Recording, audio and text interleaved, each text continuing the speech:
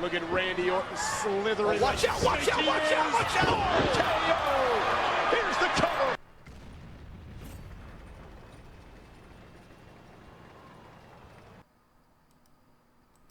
Hey, what's up guys? Sam, we're back here today with, well, 2 games actually, and today we're going derping in the T49 with our first game going to be on Thiepel Ridge Encounter, which I've had this game for quite some time, and I'm finally getting around to put it on the channel, I guess.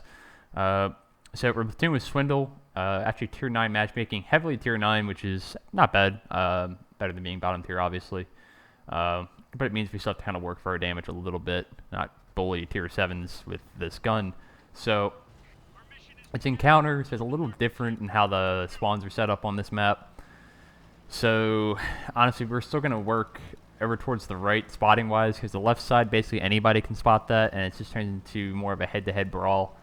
So at least initially we're going to go over to the right here, and I believe Swindle is as well, and I think he's going to try to take up position on the hill, and I'm going to try to get my normal kind of spotting position I like to go on Thiepel Ridge, regardless of whether it's encounter or standard battle. There's other variants that it's different, but this is generally where I like to go if I can.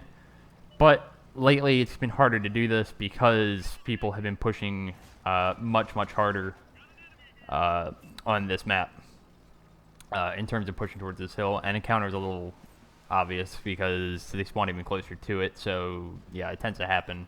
But oh well, we got some initial spots off. We got a little bit of assisted, so it's still worth it. We didn't take any shots in return, and we showcased my amazing driving skills as well. And that's going to be a great focus for this entire game, my fantastic ability to drive a tank on this game. So we'll see that. But right now, it's just kind of being passive. I don't want to really go up face to face. There's a medium tank to my immediate right here, and I think it's getting a little too hairy at this point. So I'm basically just going to back off and take up the other side, which looks like there's a lot less tanks. My light tank is not really accustomed to fight. What is that, like 6-7 tanks on the mini-map? I'd like to help Swindle, but I'm not really in the tank to do it that close, that range. So we're going to fall back a little bit and take up a little more kind of aggressive spot, but again, they don't have as many tanks spotted on this side, so we're okay with being this kind of aggressive. At least I thought so. As we spot up a couple of their tank destroyers, they're only 2 TDs, I guess. And now I see my first target, which is the KPZ, who's not really paying attention to me. And Randy Orton is definitely slithering here and definitely wants a piece of him, and he is going to cooperate right now ever so kindly, and yeah, RKO on him. But for a nice 601 damage for our first kill of the game in the T49. So not quite a full pen, but we did penetrate him for 601 damage, which is a nice way to start the game, at least for my own damage counter. So at this point, again, just kind of being passive. I don't want to just be running around like a headless chicken. See if we can't get a shot on the SU. Not the case. We do have to be wary of people shooting across the map because I can get shot from up on the hill, and it's very possible because obviously I can see them.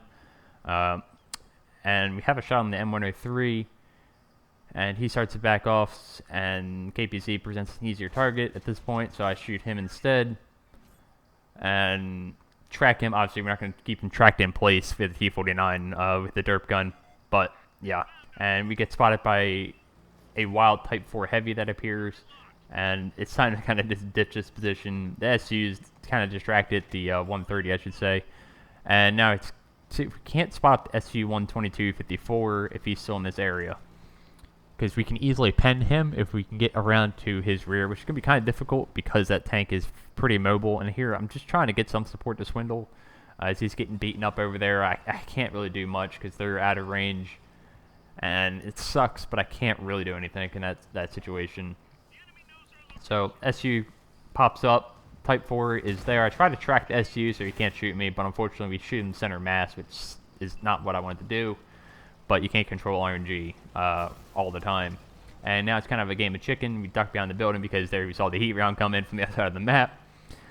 We can definitely still be seen from the other flanks, so trying to keep that in mind. And here we're backing up, trying to see where the SU is looking. We see that he's looking that way, get a bit of momentum going, and we're able to get around behind him and finish him off for 944 damage, which is very, very nice. So that was a pretty good play right there.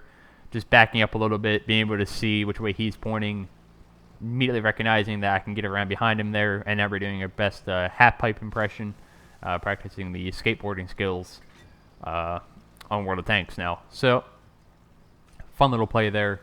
And now this game is tied up even. Swindle has been killed, unfortunately taken out, which sucks because now it means it's just basically me playing solo at this point, and kind of have to take it in that kind of a mindset now that I can't really trust teammates 100%. Teammates, you can generally do that because obviously you're in a party talking and you generally know how good they are, what they know what they're doing, versus you have no idea what your teammates are like 9 times out of 10. So I don't like to play. I don't want to say, I guess, selflessly, but at this point we kind of are, and it's still trying to give my team the best chance to win that we can. So spot the Type 4, obviously sitting in the middle of the map once again. Our rounds are going to do too much, but we do 100 damage. 100 damage is less than he had before, so take that off of him. We see that big cluster of tanks over there. The scores are still even, but they have a lot more tanks that are kind of all working in the same area, versus us. We're kind of more spread out and more thinly put around the map, and we also only have 2 light tanks left with an Artie and a Type 4 who's fighting like 4 tanks, and the Leader PTA who gets swarmed and dies right there. So quickly this game went from being very, very even to this is going to be a hard one to win. We're going to have to put the carrier pants on and see what we can do. So first we're going to try to take out this 46 Patton, because again at this point I want to try to get their vision and more mobile tanks out of the game if I can. And Patton is running for his life, but he's running right back to the garage now. So take him out. And Type 4 actually does secure the kill in the UDES 16, which is very nice actually. That helps us. It means they only have heavy tanks left and a Falcon T49 who are left, giving me kind of the view range advantage to give us the best chance to win this. Our Dragon is still in full health as well, so that's nice. He can take some hits if needed. And honestly, one of us could have actually stayed on the hill back where I was. Maybe I could have if I'd known he was going over here, because it could have created that crossfire that I like to talk about, especially if you're outnumbered like this. I think I even had a game on People Ridge that I posted where there's a lot of crossfires to win the game, versus now we're both going to be shooting from the same direction, and for some reason he's firing HE. I don't know why, but we only do 137 damage to an M103, which sucks. We actually had his rear at one point. Now he is firing AP, thankfully our Dragon is. But the aim time of the T49 kind of lets us down there, and now the 257 is popping up behind us. If that was another tank on 719 health, I could probably pen him. I actually have loaded heat at this point because I thought maybe he's going to push up. Maybe I can derp him with the heat rounds, but then I'm like, that's being a little ambitious, so let's switch back to the premium HE and dip into those a little bit, so maybe you get a little more splash damage out of our shots. Now, I'm not trying to leave the Dragon here. I'm trying to do what I initially said. I'm trying to get back up to this hill and kind of create a crossfire. And now I see a kind of a shot of opportunity. I don't want to run away all the way, I guess. We put one into the M103 side for a nice 300 damage, which is good. Makes him easier kill for us, hopefully. Maybe even kill one shot if we splash him. It'd be a very high splash, but I've seen more. And now our Dragon's taking hits, but then we spot up the T20 or T92, and I am on a mad dash to kill him because I know what it means. And there we go, secure the vision. And here's the great driving again. If you do a little break dance in front of the rest of their team, driving like Mad Max. And now at this point, I get unspotted. And again, this hill is a super strong position. I don't want to stay here forever because it's obvious, and also the Type 4 is capping. But we were able to put one into the 257 there, which is good. Maybe he's a one-shot now, who knows. But at this point, with only a minute left on the cap timer, we kind of have to go in. We can leave those guys for later. M103 and the 257, trying to get the decap here. Plus the M103 is probably pushing up the hill at this point, so it's probably better just to run away and leave that for another time, hopefully, because we only have 30 seconds left at this point, and they got to get the reset on this Type 4. It's going to be a bit awkward because we're kind of surrounded. We have a Artie to our right. The M103 is up on the hill now like I thought he would be, and the 257's got to be appearing soon, but we do get the reset. Our Dragon actually kills the Artie, which makes it a little more less awkward for us, but we still have an M103, a Type 4 to my right, and this is just a very awkward position to be in. At this point, I just make a mad dash, get out of here. Hopefully we can just get unspotted. Our light tank friend has gone in on the Type 4, which is a bit bold. And it's tier 7 to scout, because even if he like touches him, he's probably going to die. We missed the blind shot there. I think we were a little bit, judged out a little bit wrong on where he was at. But again, unfortunately our friend in the Dragon gets taken out. He did do some nice work at the end there, which is good.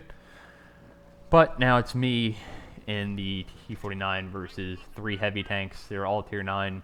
Granted, they're all not fully healthy at this point, so that makes it easier for me.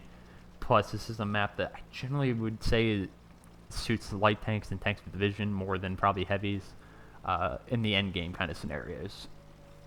Plus, I also have a crew in this thing that is my best American crew. I think it's like 15 perks or so, something around that kind of area. So at this point, and this kind of engagement, they're sitting in the cap circle, which I don't want to know what really the best method here would be. This is basically just ideal situation for me. They're both sitting in the cap, where that cap circle's at. It's ideal for me to just sit back here at 400 plus meters, unspotted, and just go to town, derping these guys for the resets. Especially, it's hard to miss the Type 4 heavy, even with the derp gun of the T49. And now we finish him off for our 5th kill of the game there. And now we just have the 257 in front of us, and he's on 438 health. So the likelihood that we actually kill him is very low with this shot, but we're going to see what happens anyways, and we're going to line it up, and maybe he's still there. We're going to take the blind shot, and yeah, somehow we just did that. I remember that causing a lot of debate on stream of how the hell did I just roll for 438 damage frontally on a 257 with HE from the T49. My guess is I think it hit his weak spot on the turret roof, just based on armor thicknesses of that tank and where it's the weakest from the front, and that top of the roof is the thinnest, so I'm guessing that's where it hit. So hopefully I'm right, because otherwise it's kind of weird. But now we just have myself versus the M103. So if I can remember correctly, the M103 was only on maybe 100 health, because I think the Dragon actually did some fairly decent damage to him when those two were kind of brawling it out. And we have 2.5 minutes. We have some time to work with, but not a ton. I'm going back to the spot where I thought he was, because it's such a strong position that people tend to not give them up on occasion. So I'm checking the hill out. Maybe he's there. It doesn't look like it because we haven't spotted him yet. So just trying to get a general ballpark idea of where the heck this guy went. And at this point, it's just a guessing game. But he's obviously not here. So he's probably on the other side of the map now. And we don't really have time to waste at this point. We only have 2 minutes left, under 2 minutes. And again, this hasn't been like the highest damage game, but it was definitely a fun one to play. Just simply of all the moving and the movements around the map. Kind of outthinking opponents, I guess, a little bit. Not the craziest like plays ever made on this channel or by anyone, but definitely a fun one to play in the good old T49. We didn't get many full pens this game. Only, I think, technically 2. Only technically 1, really. And that was on the SU-122-54. So just a lot of shots of just splashing people. And here I actually go in the cap circle, maybe actually to draw him out a little bit and give him an idea, because I'm on full health. So I'm thinking, okay, I can at least take a shot from him, at least if I get shot frontally. I don't want to give him my engine deck because I could get set on fire, and he does spot me here. We actually pick up the spot, which is good. I'm completely okay with that. He misses, thankfully.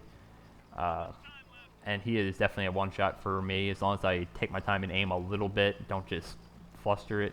And here, I'm just going right in. I think he just loaded HE, which is bad for me, but we just aim it, make sure it goes in, and finish him off for our 7th kill. So, kind of important to have a little bit of the hit points left there. A little risky maybe in the end, honestly, but we didn't really have time to waste, and we pick up our 7th kill. Just over 4,000 damage that game. Not much assisted. Again, our spotting run was kind of cut short by how their team kind of pushed that, but able to pull that one out with a nice 1900 base XP game in the T49 with the derp gun. So definitely a fun one. And next one is actually going on a map that I don't know has been on the channel yet. The new map that got introduced like 4 months ago. Kaunis, somebody can totally pronounce that better than me. And yeah, that one's going to be a little bit more faster paced, I guess you should say. But also a game where you kind of have to put the thinking man's hat on and say, hey, it's time to go. And a game that I think we definitely carried. Otherwise, it probably was going to be a loss. So it's Encounter, which is a little awkward. Again, it's not the normal spawns where the one team spawns in A1, the other in K0. I will eventually put out like a How I Scout video on this, maybe tomorrow actually, if I can get around to putting enough effort and time into it. But this morning I didn't really feel like putting as much time into like the maps and such, which I like to kind of do that now, is put up like the I guess diagram, the mini map of kind of where I'm going. So probably kind of try to put that out tomorrow for this map. But for now, we're on the Encounter version. We're spawning in the city, and I'm going to do what I kind of figured out I like doing on this map on Encounter now, which is pushing this left side. Just because, again, especially in light tanks, I should say, light tanks and mediums or such, is because this left side kind of gives you the most opportunities for creating vision for your team and making the best advantage of the strength of playing scouts on this map. The other side's more, again, anybody can really spot it, and it turns into more like kind of a brawl, an Encounter. So at this point, taking up this kind of position up here near this, I guess, watchtower thing, windmill maybe, I think it's a windmill, but we're up here and we spot the AMX-30 crossing, so we're going to inch up. We're not spotted yet because, again, our crew is pretty good, and we put one into him. We don't pen him, unfortunately, but we're lucky to pen him or hit him for 404 damage. And we can play a little less worried about RD in this game because obviously there are none, so we can play more how we want to at this point. Now, when we peek up here, we're going to get spotted because that's an M48 Patton, and 420 meters view range is kind of hard to overcome in a light tank, even with like 15 perks. So, oh well. And again, I'm just kind of being cautious. I'm like, okay, we definitely have enough tanks on this side at this point. We have 3 medium tanks to my left. But looking at them on the mini-map, they're looking like they're very, as they kill the AMX-30, they're E6s, which I don't have great confidence in nowadays because anybody can have them. Even brand new players. Not really a shot at anybody. It's great they're giving out new tanks, but you just have to kind of bear in mind that could be somebody that only has like 2 months playing experience. And again, it's fine, but it's just kind of a note to keep in the mind of, hey, maybe they're not the most trustworthy teammate and they may die very quickly, and there you go, the second one is off the board as well. So we went from having 3 tanks to my left, and now we only have 1, and I can see trees getting knocked down to my left. So my time here is going to be probably cut short very, very soon, but we spot the RU and slam one into him for a nice 753 damage, it looked like. So very, very nice shot here. Our medium tank that is left over here, looks like he's falling back. I have about enough time to get one more shot off in this position at this point because they have 2 or 3 medium tanks pushing to my left now, and we're going to take that opportunity to put one more shot down range, trying to get the engine deck of the Patton there, if I'm all honest, but now it is time to get out of here. We have well past our time at this position, and sure enough, in about a second, the medium tank is going to pop up right behind me, and you're going to see him. Yep, there we go. And that is a good sign that it was a very, very keen opportunity to get the hell out of there. So just paying attention to what's going on the map, and you can see that we're definitely not going to win that side. At least I'm not going to be helpful on that side, I should say. So I'm going to take my services to the other side and see if we can't push this, as right now we're losing 1-4. And I think even at this point I was going, oh, this is a loss. Our team's really not doing too much. They're just not being very aggressive or pushing anything. So at this point, I'm just going to go kind of full hand mode as the 279E appears on the rock above me somehow. And he's just going to dive bomb off.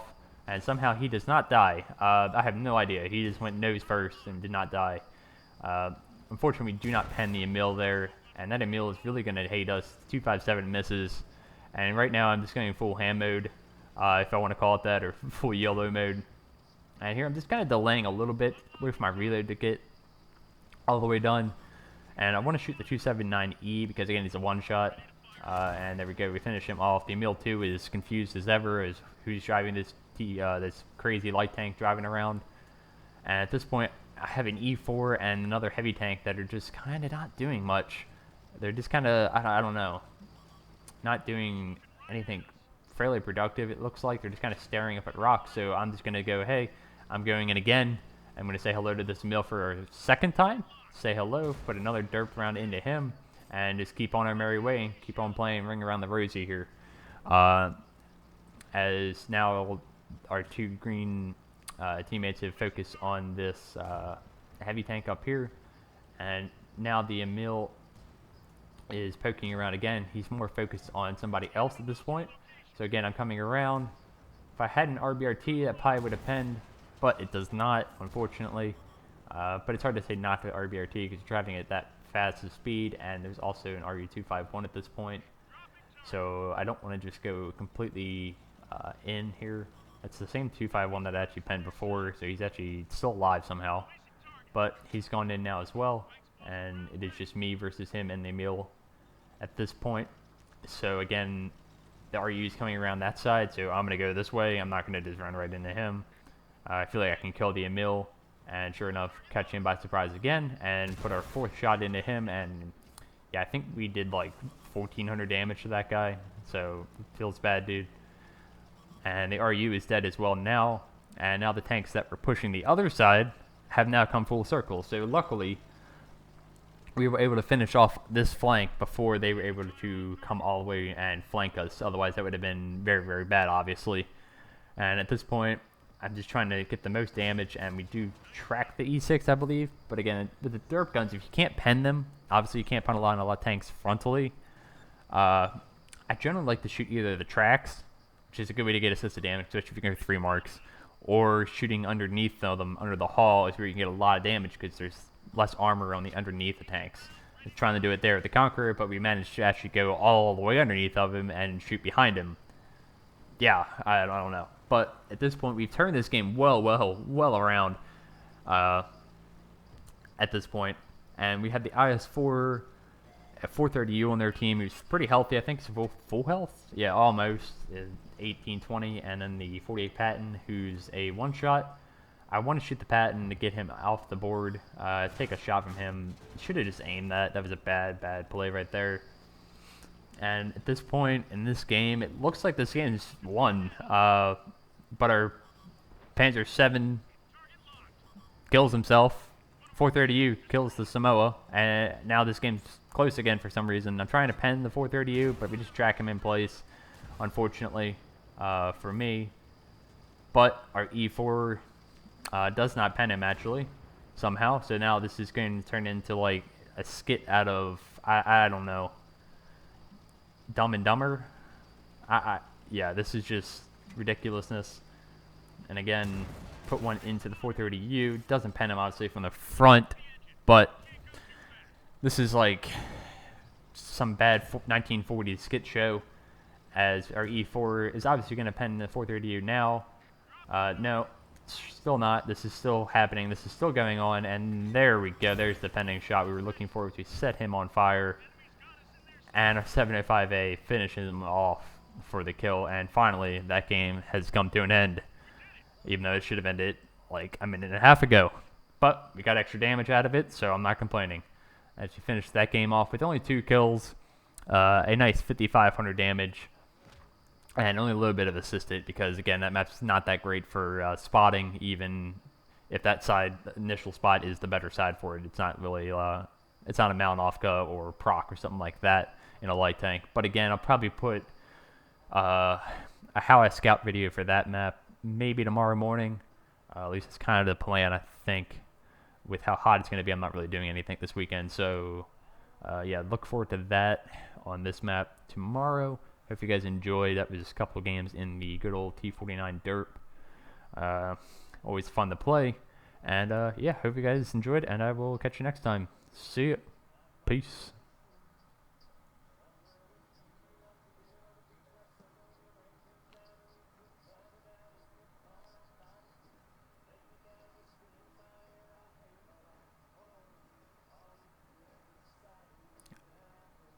Dan.